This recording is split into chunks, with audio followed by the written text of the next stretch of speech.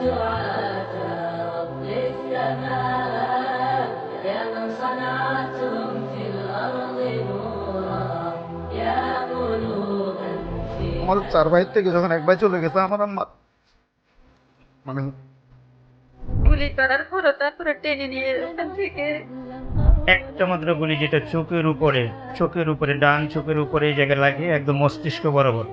স্নাইপারের গুলি, টার্গেট গুলি সব।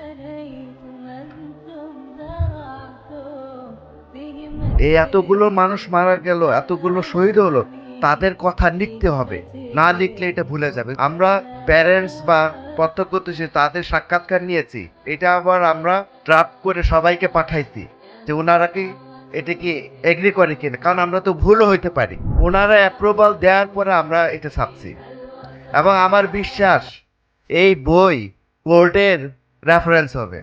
অনেক ছেলেরা আমাকে ফোন দিয়ে আমার কাছে গিয়ে আমার কথা শুনে, এবং আমার ছেলে সহযোদ্ধা যারা ছিল তাদের কাছে গিয়ে তাদের কথা শুনে সঠিক যে রিয়েলিটি, যেটা বাস্তবতা, যে ঘটনাগুলাই কিভাবে ঘটছিল সেদিনের ঘটনাটা খুব সুন্দরভাবে তারা এই বইয়ের মধ্যে লিপিবদ্ধ করেছে।